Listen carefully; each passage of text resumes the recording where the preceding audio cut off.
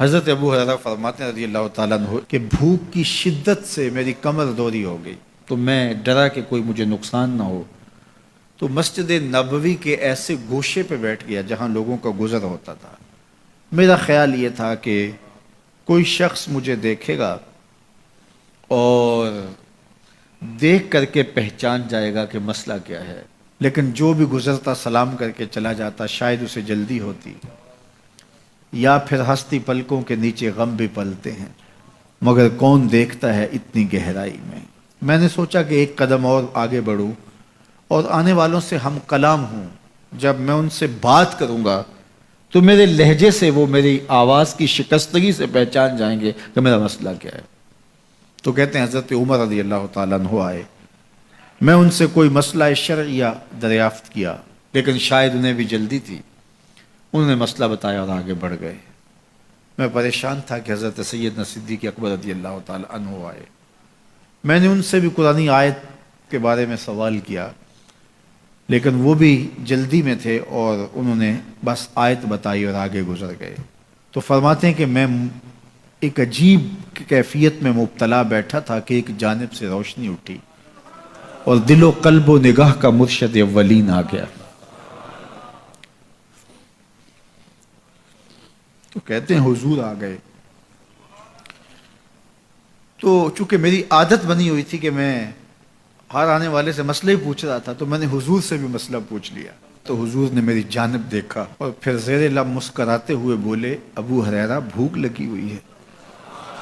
میں نے کہا جی حضور مجھے بھوک لگی ہے۔ کہا میرے پیچھے آ جاؤ۔ حجرات اقدس کی قربت میں حضور پہنچے تو اہل خانہ کو آواز دی کچھ کھانے کے لیے ہے؟ تو انہوں نے کہا دودھ کا ایک پیالہ ہے۔ مجھے فرمانے لگے ابو ہریرہ وہ جو صفہ کے چبوترے پہ بیٹھے ہیں جاؤ ان کو بلا لاؤ۔ کہتے ہیں دودھ کا ایک پیالہ، اور مجھے تسکین ہوئی تھی لیکن 70 آدمی بیٹھے تھے وہاں۔ خیر حکم تھا، میں بلا لایا، میرے ہاتھ میں دودھ کا پیالہ دیا، کہا ابو ہریرہ دائیں سے شروع ہو جاؤ۔ اب میں ایک شخص کو پیالہ دیا اور دودھ کو دیکھنے لگا، اور وہ سیراب ہو کے گٹا گٹ پینے لگا، اپنی بھوک اور پیاس مٹا چکا، اور میں نے دیکھا کہ ایک قطرہ بھی کم نہیں ہوا۔ میرے اندر جو پہلے وسواس اٹھ رہے تھے اور مجھے جو احساس ہو رہا تھا وہ مٹ گیا۔ پھر میں نے دوسرے کو پیش کیا، اس نے بھی سیراب ہو کے پیا، لیکن دودھ ایک قطرہ بھی کم نہیں ہوا۔ پھر میں نے تیسرے کو دیا، چوتھے کو دیا، 70 آدمی دودھ پی گئے، لیکن دودھ میں سے ایک قطرہ بھی کم نہیں ہوا۔ لگتا تھا رب نے اس دودھ کا تعلق حوض کوثر سے جوڑ دیا۔ تو حضور نے فرمایا ابو ہریرہ، میں نے کہا جی حضور۔ فرمایا کون باقی؟ میں نے کہا حضور ایک آپ باقی اور ایک میں باقی۔ تو فرمایا اب تم پیو۔ تو کہا کہ میں نے دودھ پیا اور خوب سیراب ہو کے پیا۔ حضور نے فرمایا اور پیو، میں نے اور پیا۔ پھر فرمایا اور پیو۔ میں نے کہا مجھے قسم ہے اس ذات کی جس نے آپ کو حق کے ساتھ مبعوث کیا ہے، میرے میں ایک قطرے کی گنجائش بھی نہیں ہے۔ حضور نے میرے ہاتھ سے دودھ لیا اور خود نوش جاں کرتے ہوئے فرمایا ساقی القوم آخرہم شربا، قوم کا جو ساقی ہوتا ہے وہ آخر میں پیتا ہے۔ تو دودھ کا ایک پیالہ 72 لوگوں کے لیے کافی ہو گیا۔ یہ صحیح حدیث کے اندر حضور کا معجزہ موجود ہے، آپ نے بارہا علماء سے سنا۔ لیکن اس تربیتی عمل سے بھی کبھی غافل نہ ہونا کہ 2 جہاں کا سردار ہے اور 71 آدمیوں کا جوٹا نوش جاں کر رہا ہے۔ آج جب دولت پھیل رہی ہے، لوگوں کے پاس وسائل زیادہ ہوتے چلے جا رہے ہیں، تو ان کو ایک دوسرے سے گھن آنا شروع ہوتی ہے، برتن الگ ہوتے چلے جاتے ہیں۔ اسی زمانے میں تمام افراد ایک ہی برتن میں بیٹھ کے کھاتے تھے۔ پہلے یہ ہوتا تھا ایک گلی میں 2 امیر رہتے تھے، 4 غریب رہتے تھے، 2-3 مخیر حضرات اور جو ہے وہ کچھ متوسط لوگ رہتے تھے، اور ایک چھوٹا سا کنبہ اور قبیلہ ہوتا تھا، اور وہ ایک دوسرے کی ضرورتوں کا خیال رکھتے تھے۔